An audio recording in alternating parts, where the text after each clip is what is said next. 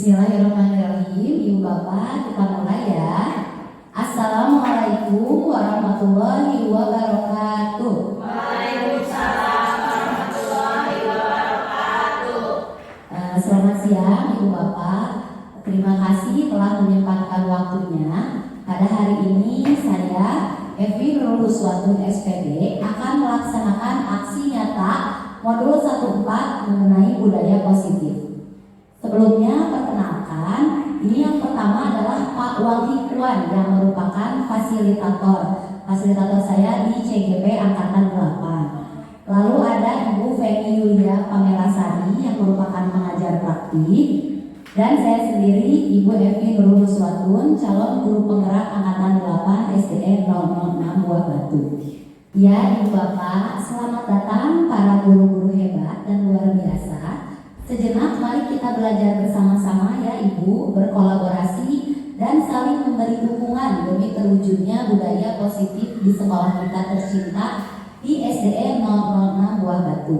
Pada hari ini saya mau berbagi pemahaman dari pengalaman belajar tentang budaya positif. Sebelum kita mulai, boleh tidak saya mau memberikan pantun sedikit. Jika hendak menari saman, jangan lupa pakai kain bermotif.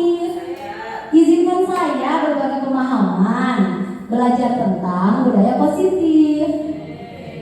Mantap. Terima kasih Ibu Bapak ya atas supportnya. Baik Ibu Bapak, di modul 14 saya belajar mengenai 6 konsep.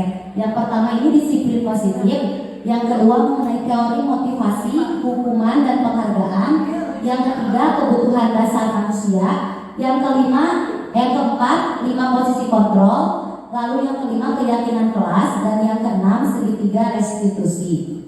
Nah Ibu Bapak, kita semua tahu bahwa pembelajaran pada masa sekarang ini berubah ya pada paradigma baru yang berorientasi pada penguatan kompetensi dan pengembangan karakter yang sesuai dengan profil pelajar Pancasila yang memiliki berapa dimensi Ibu Bapak? Ada 6 ya, sudah tahu semuanya. Nah di modul ini saya belajar tentang disiplin positif, di mana disiplin positif ini merupakan perubahan dari asalnya teori stimulus respon menjadi teori kontrol yang menyatakan bahwa Dr. William Glasser setiap perbuatan memiliki suatu tujuan, dan dengan menaikkan nilai kebajikan yang diyakini seseorang maka motivasi intrinsiknya akan terbangun sehingga dia akan dapat menggerakkan dari dalam dirinya untuk mencapai tujuan mulia yang dia inginkan. Disiplin positif ini merupakan pendekatan dalam pendidikan untuk melakukan kontrol diri dan pembentukan motivasi intrinsik. Nah Ibu Bapak, biasanya kan kita mengenal nih ada hukuman, ada konsekuensi. Hukuman dan konsekuensi ini memiliki perbedaan. Di antaranya hukuman itu membuat anak takut kan ya Ibu Bapak. Nah sedangkan kalau konsekuensi itu bisa dimonitoring terus-menerus oleh guru.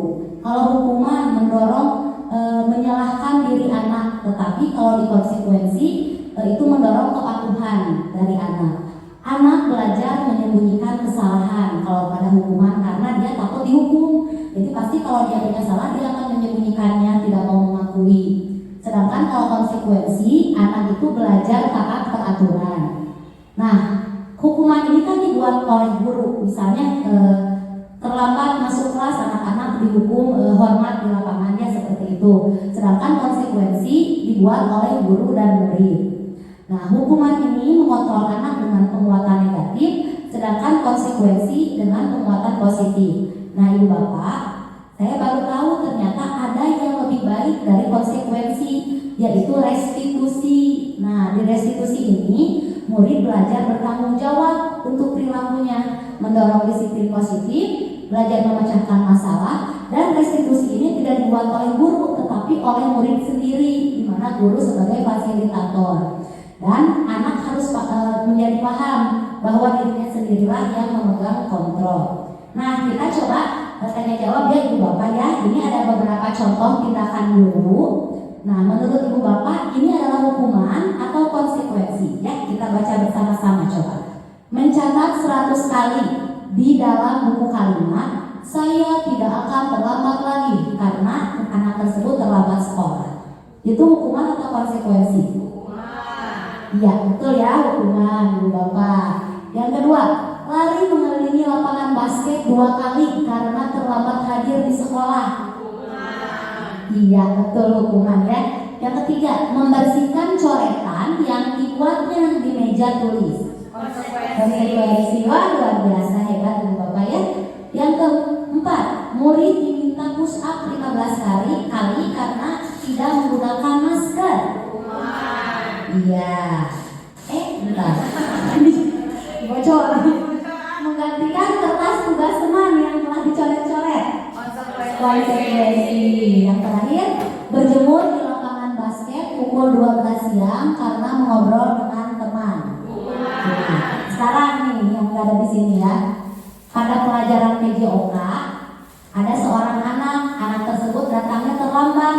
Lalu guru PJOK menyuruhnya keliling lapangan 1 kali. Itu hukuman atau konsekuensi? Hukuman? Itu kan sedang pelajaran PJOK. Bisa ada konsekuensi karena anak-anak yang lain sudah tadi kan pemanasannya. Ya, begitu ya Ibu Bapak. Baik, kita lanjutkan. Nah, tadi kan dikatakan bahwa setiap perbuatan itu ada tujuannya. Jadi jika anak-anak kita melakukan perbuatan sesuatu itu karena ada motivasi yang mendasarinya. Baik secara eksternal itu untuk menghindari ketidaknyamanan atau hukuman, atau untuk mendapatkan imbalan bahkan penghargaan. Nah, sedangkan untuk motivasi internalnya dia itu bisa menjadi orang yang dia inginkan, menghargai dirinya sendiri dan nilai-nilai yang mereka percaya. Nah, Ibu Bapak, mungkin untuk motivasi eksternal kita sudah sering melakukannya ya. Siapa yang mau ke depan nanti Ibu kasih hadiah gitu kan ya. Tapi itu merupakan motivasi eksternal. Bagaimana nih caranya guru membangkitkan motivasi internal siswa? Nah, kita harus tahu bahwa setiap anak itu kan merupakan manusia ya, sama seperti kita. Dan ada 5 kebutuhan dasar manusia. Yang pertama bertahan hidup, yang kedua kasih sayang dan rasa diterima, yang ketiga kebebasan, keempat kesenangan, dan kelima penguasaan. Nah, seseorang yang tidak bisa mendapatkan kebutuhannya ini dengan cara yang positif, biasanya mereka melanggar keyakinan atau melakukan hal-hal yang tidak sesuai dengan nilai-nilai kebajikan. Jadi kalau misalnya ada anak yang bertindak negatif, kita selidiki dulu kebutuhan apa sih yang sebenarnya ingin dia penuhi pada diri dia. Seperti itu. Nah, kita belajar lagi ya Ibu Bapak, contoh kasus. Ada Ibu Mawar yang merupakan guru kelas 2C di SD Pelita Hati. Dia sedang bingung menghadapi ulah salah satu murid di kelasnya, namanya Doni. Beberapa anak di kelas 2C telah datang padanya mengeluhkan bahwa Doni itu seringkali meminta bekal makan siang kepada teman-temannya dengan paksa. Jika Anda sebagai guru menghadapi situasi seperti Ibu Mawar, apa yang akan Anda lakukan? Menurut Anda kira-kira apa alasannya Doni melakukan itu? Tadi kan kita belajar tentang 5 kebutuhan dasar. Nah, kira-kira kenapa Doni melakukan itu? Apakah ada kebutuhan yang ingin dia penuhi? Tidak.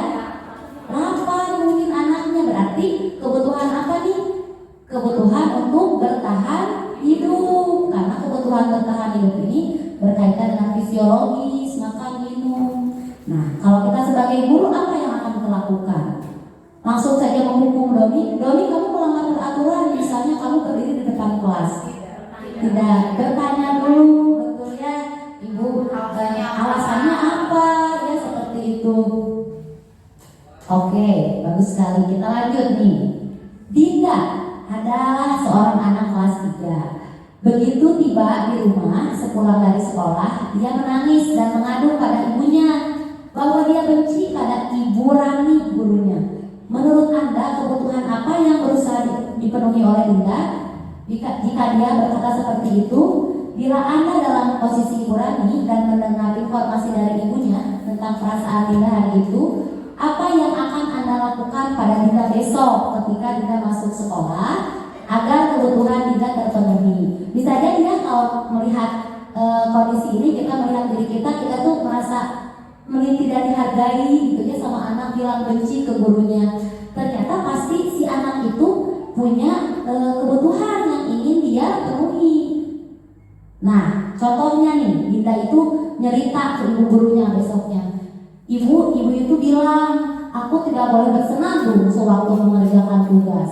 Katanya kelas harus tenang, tidak ada suara, kan nggak seru jadinya. Nah, itu Dinda jawabnya seperti itu. Nah, kalau seperti itu, kira-kira apa kebutuhan Dinda yang ingin ia penuhi? Dia itu kan tidak boleh bersenandung kata gurunya. Berarti kebutuhan apa nih kalau Maria? Kesenangan. Coba Bu Dinda, kesenangan betul tidak ya? Iya, betul ya. Tepuk tangan dong buat kita semua Bu Dinda ya. Berarti ada kebutuhan Dinda yang tidak terpenuhi. Dia itu ingin mendapatkan kesenangan, tapi dia dilarang oleh gurunya. Nih, misalnya yang kedua, ibu guru tidak menyapaku hari ini, padahal aku pakai jepit rambut baru. Kasih sayang mungkin ya? Coba. Iya, betul ya, kasih sayang dan rasa diterima. Yang ketiga, aku bosen, masa belajarnya cuma gitu-gitu aja, dengerin ibu guru aja ceramah. Berarti dia ingin sesuatu yang baru ya. Coba kita lihat, ada kebutuhan apa aja nih. Ada penguasaan, apakah penguasaan? Oke, kita lihat. Tadi kesenangan, kasih sayang, kebebasan. Ternyata dia ingin sesuatu yang baru, ingin bosan, gak mau terus ceramah ibu gurunya ya. Dan yang terakhir, aku sebel, gambarku tidak rapi, gambar aku jelek menurut aku. Malah ibu guru tunjukin ke teman-teman, ini lihat gambarnya Dinda gitu kan. Jadi mungkin merasa dipermalukan ya. Nah, kira-kira kebutuhan apa yang Dinda ingin penuhi? Dia itu kan harusnya bisa melarang ibu guru gitu untuk tidak menyebarkan gambar-gambarnya. Nah, ini kebutuhan penguasaan gitu. Saya juga sama belajar ini sulit membedakan awalnya. Ketika saya praktekkan, ada murid saya yang memang dari kelas 1 sering terlambat. Pas kelas 2 juga terlambat, ya pasti anak itu terlambat. Pasti tanya, ternyata ya ada kebutuhan dasar dia yang tidak dipenuhi karena ketika malam dia itu tidurnya larut, pagi-pagi dia kan kekurangan waktu tidur sehingga dia susah dibangunkan gitu. Nah, seorang guru ternyata memiliki 5 posisi kontrol yang bisa dia terapkan di kelas. Yang pertama adalah sebagai seorang penghukum, yang kedua pembuat rasa bersalah, yang ketiga bisa sebagai teman, sebagai pemantau, dan sebagai manajer. Nah, kita latihan lagi. Saya kecewa sekali dengan kamu. Nah, kalau tanpa disadari, ya kita sering kan mengatakan itu kepada murid kalau misalnya ibu kecewa lah sama kamu. Nah, sebenarnya ketika kita melakukan hal itu, kita sedang melaksanakan posisi kontrol apa tadi Bu Eva? Tadi membuat apa? Rasa bersalah, benar nggak ya Bu Eva ya? Ya, benar ya Bu Eva, membuat rasa bersalah. Misalnya, kamu tidak pernah benar melakukannya. Jadi ngejudge aja ke anak teh. Nggak pernah benar kalau nulis teh misalnya. Nah, itu kita sebagai seorang penghukum tanpa kita sadari itu teh anaknya bakal ingat terus ibu ya yang apa yang kita lakukan. Misalnya, ayolah lakukan ini demi ibu ya. Sok demi ibu, sok sekarang beres nulisnya ya, jangan sampai telat lagi. Nah, itu berarti kita sedang melaksanakan posisi guru, posisi kontrol kita sebagai teman. Bagaimana kamu bisa menyelesaikan ini? Nah, ini sebagai seorang manajer. Dan yang terakhir, sebagai seorang pemantau, misalnya kamu tidak akan mendapatkan bintang bila tidak menyelesaikan tugas ini ya. Jadi pemantau itu lebih ke ngasih tahu harus seperti ini. Kalau nggak seperti ini akan seperti ini konsekuensinya. Gitu. Tapi kalau seorang manajer, dia menawarkan, kamu nulisnya tidak selesai. Menurut kamu, bagaimana caranya kamu menyelesaikan masalah ini? Itu. Jadi ada 5 posisi kontrol seorang guru. Nah, di 5 posisi kontrol ini ada posisi pembuat rasa bersalah dan penghukum yang merupakan posisi dengan identitas negatif. Teman, manajer, dan pemantau itu merupakan posisi sebagai identitas positif. Jadi kita bisa melaksanakan 3 posisi ini ya Ibu Bapak. Nah, bagaimana sih caranya biar kita tidak menjadi penghukum dan pembuat rasa bersalah? Nah, saya belajar bahwa kita harus membuat keyakinan kelas. Mengapa keyakinan kelas? Mengapa kata-katanya tidak peraturan kelas saja? Nah, karena seseorang akan lebih tergerak dan bersemangat untuk menjalankan keyakinannya daripada hanya sekedar mengikuti peraturan tertulis tanpa makna. Jadi kalau misalnya bikin peraturan yang dibuat oleh guru sendiri, itu hanya dipampang saja dan anak kurang bersemangat untuk menjalankannya karena tidak tergerak dari dalam dirinya sendiri. Nah, lalu bagaimana caranya membuat keyakinan kelas? Caranya adalah guru membuat kesepakatan bersama murid dengan membuat keyakinan kelas yang berisi pernyataan kebajikan universal yang diakui bersama. Misalnya gini Bu Bapak, nilai kebajikan universal itu misalnya dilarang mengganggu teman, terus tidak boleh berkelahi. Nah itu memiliki nilai universal saling menghormati. Gitu. Jadi kata-katanya itu saling menghormati. Nah ini ya tahapan dalam membentuk keyakinan kelas. Jadi harus pernyataan yang universal, dibuat dalam bentuk positif, tidak terlalu banyak sampai berapa puluh ke bawah, tapi singkat saja dan bisa diterapkan di lingkungan tersebut dan semua anggota itu berkontribusi lewat kegiatan curah pendapat. Nah, alhamdulillah saya telah melaksanakannya di kelas waktu MPLS kemarin. Pertama-tama anak-anak itu menulis harapannya di daun yang ditempel-tempelkan, lalu bersama-sama curah pendapat, berdiskusi mengenai kesepakatan kelas 2C. Ini kesepakatan kelasnya ya Ibu Bapak, tapi kata-katanya masih kesepakatan kelas. Nah mungkin nanti sesi tanya jawab ya Ibu Bapak boleh bertanya. Ini, nah yang terakhir ini tentang restitusi. Tadi saya di awal berkata kalau ada yang lebih baik daripada konsekuensi, yaitu restitusi. Restitusi ini menurut Diana Gosem nomor tahun 2004 merupakan proses menciptakan kondisi bagi murid untuk memperbaiki kesalahan mereka sehingga mereka bisa kembali pada kelompok mereka dengan karakter yang lebih kuat. Restitusi bukan untuk menebus kesalahan. Restitusi melainkan sebuah tawaran dan bukan paksaan. Restitusi fokus pada solusi dan dapat mengembalikan murid yang berbuat salah pada kelompoknya. Nah, jadi restitusi itu memang sih ya, jadi ke anak tuh sama kita diajak ngobrol ketika anak membuat salah. Jadi ditanya lagi ke anaknya sendiri, apakah kamu merasa kamu salah? Seperti itu. Lalu bagaimana menurut kamu sendiri cara menebus cara memperbaiki kesalahan kamu gitu. Apakah kamu nanti akan melakukannya gitu. Jadi semua itu muncul dari dalam diri siswa sendiri. Jadi diharapkan kita sama-sama belajar untuk menerapkan restitusi ini. Nah, dalam restitusi ini ada sebuah segitiga restitusi. Yang pertama menstabilkan identitas, yang kedua memvalidasi tindakan yang salah, yang ketiga menanyakan keyakinan. Karena itu kita harus membuat dulu keyakinan kelas, baru bisa melaksanakan restitusi.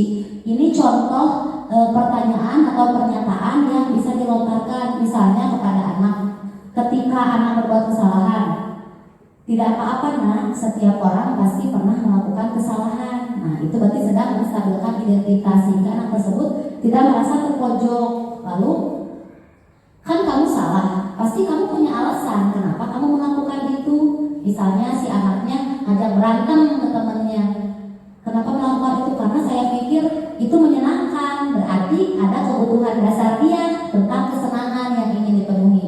Tetapi menurut kamu apakah kamu melanggar keyakinan kelas? Nah itu menanyakan keyakinan kelas. Ya Bu, saya melanggar misalnya. Nah kalau gitu, kalau kamu sudah melanggar keyakinan kelas, kamu bagaimana cara memperbaikinya? Kalau udah diperbaiki, nanti kira-kira kamu akan seperti apa? Saya tidak akan berantem lagi Bu. Nah seperti itu misalnya. Saya sudah menerapkan praktik restitusi ini ya Ibu Bapak ke kelas 1. Saya membuat skenario, walaupun memang agak sulit diterapkannya karena kelas 1 ini, tapi saya mencoba menerapkannya sebagai langkah saya untuk bisa belajar restitusi ini. Kasusnya ini ada Zaki, siswa kelas 1 SDN 006 Buah Batu. Saat Ibu Evi masuk kelas, dia terlihat kebingungan dan sedang sibuk mengerjakan sesuatu. Lalu Ibu Evi menghampirinya, ternyata dia belum mengerjakan PR, yang padahal PR itu mau dinilai sebentar lagi. Ini contoh videonya ya Ibu Bapak. Bentar.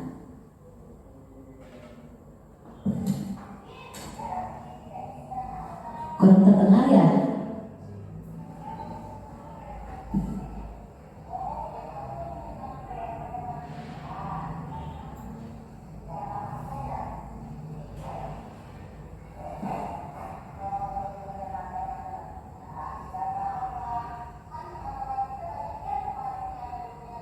Nah, ini proses menstabilkan identitas.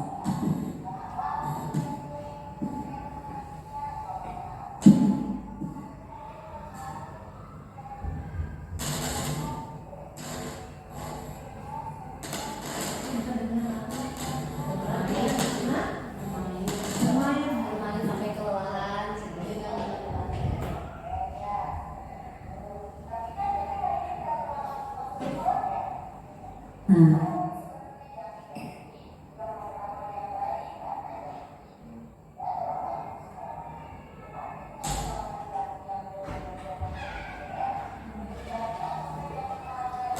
menanyakan keyakinan.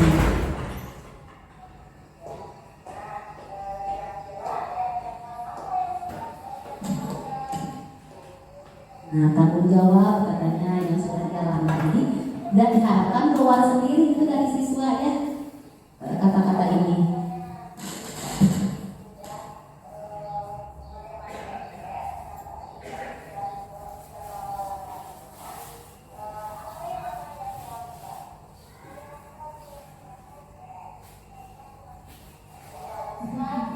Harus sendiri ya gitu Ibu Bapak diharapkan dari anaknya.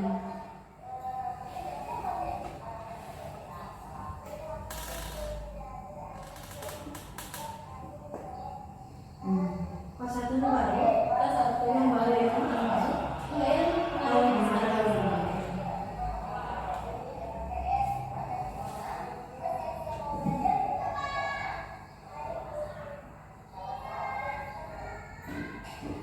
Nah, seperti ini ya Ibu Bapak contohnya menerapkan segitiga restitusi. Ini juga saya berdasarkan skenario, memang tidak murni ya, Zaki begini-gini, nah itu menerapkan segitiga restitusi. Jadi ketika anak sudah mengerjakan PR, biasanya kan kita langsung tuh ya naik langsung, kenapa kamu gini, tapi ini mah ditanya dulu alasannya kenapa.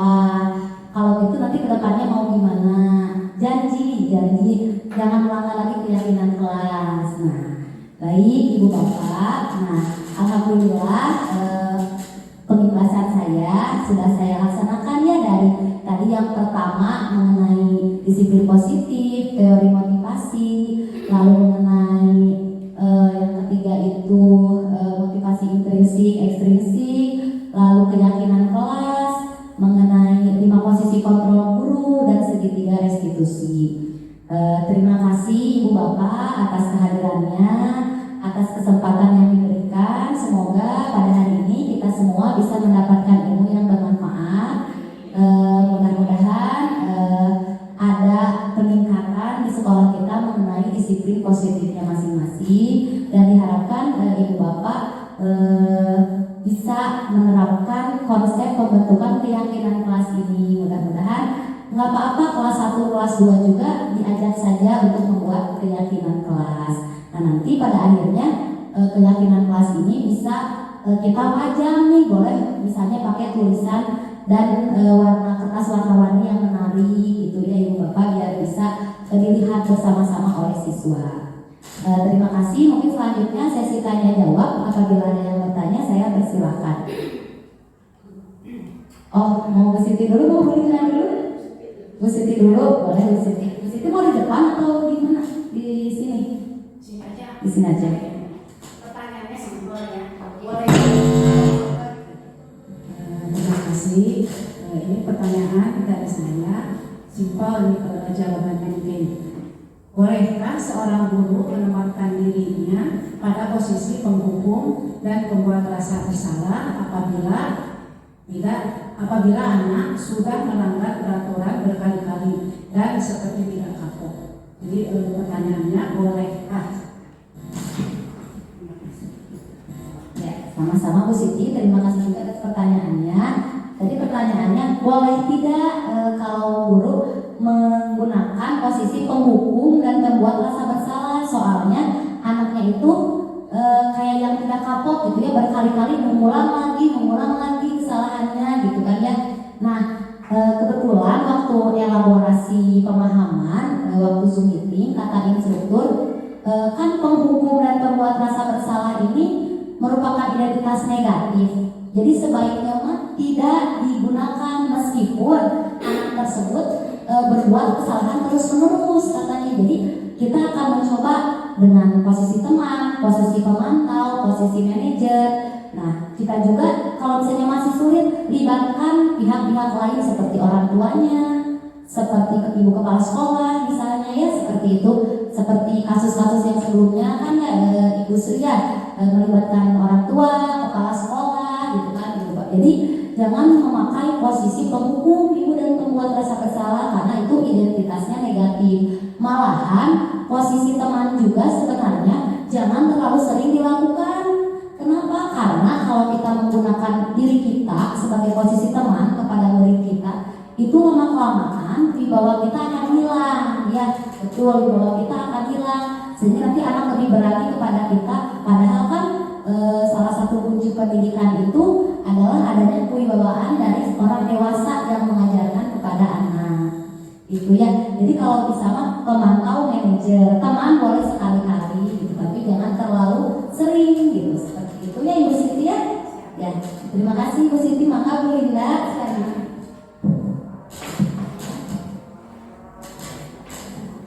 Ya, baik, terima kasih atas kesempatannya. Yang ingin saya tanyakan itu kan tadi Bu Evi sudah membuat keyakinan kelasnya ketika MPLS. Nah, apakah keyakinan kelas yang sudah dibuat itu fix itu adalah sebuah keyakinan kelas itu sudah jadi, ataukah ada lagi tidak yang harus dilakukan sebelum menjadi itu kan menjadi sebuah keyakinan kelas gitu? Terima kasih. Baik, sama-sama Bu Linda, terima kasih juga atas pertanyaannya. Ya, saya kan sudah membuat ini keyakinan kelas ya waktu MPLS. Tapi bisa dilihat ya, ini kata-katanya tuh masih kesepakatan kelas 2C gitu. Karena waktu MPLS itu kan waktunya sebentar ya. Nah, di sini masih ada nih di kesepakatan kelas yang saya buat, masih ada kata-katanya itu kata-kata negatif. Maksudnya kata-kata negatif itu, nih kita zoom ya. Ini kesepakatan kelas yang udah saya buat di kelas 2C. Nah, ini Bapak nih bisa dilihat ya. Ini dari anak-anak sendiri, tetapi di nomor 3 ini masih ada kata-kata tidak. Nah, kalau tidak itu kan negatif. Nah, belum ya, jangan juga negatif. Jadi tidak boleh terlambat. Nah, berarti itu betul, kalau misalnya di kalimat positif kan datang tepat waktu seperti itu. Selanjutnya saya juga akan melaksanakan kesepakatan kelas ini menjadi keyakinan kelas, karena dari ini juga nih yang nomor 5, tidak boleh memotong omongan orang tua dan guru kata anak-anak. Berarti mungkin positifnya ya mendengarkan orang tua dan guru ketika berbicara, itu seperti itu. Setelah itu nanti setelah kata-katanya dibetulkan, baru nanti dicurah pendapat lagi. Kalau anak-anak sudah setuju, fix, barulah kita membuat papan keyakinan kelas. Ya, seperti itu Ibu Linda ya. Mudah-mudahan Ibu Bapak, Ibu semuanya juga bisa melaksanakan pembentukan keyakinan kelas ini. Kalau begini kata-katanya tidak kesepakatan. Iya. Ibu membuatnya tata tertib kelas, nah gimana? Iya.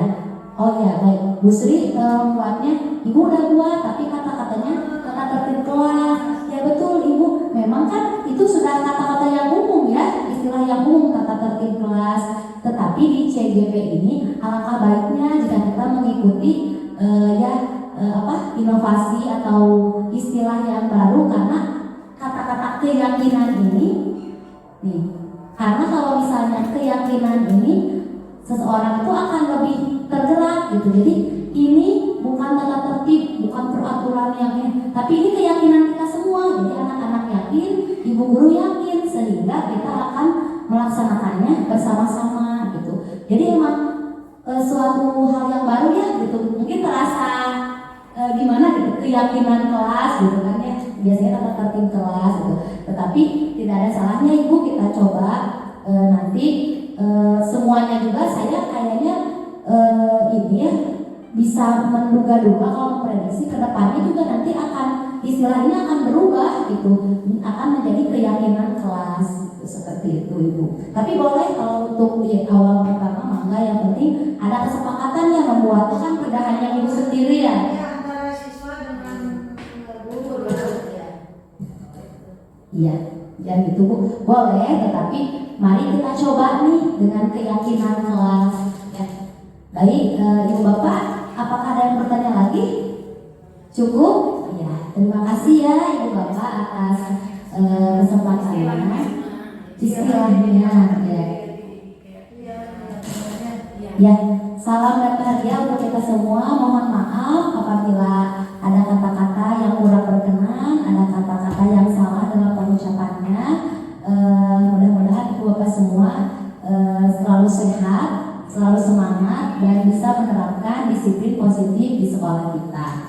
Wabillahi taufiq wal hidayah. Wassalamualaikum warahmatullahi wabarakatuh. Ya, terima kasih semuanya.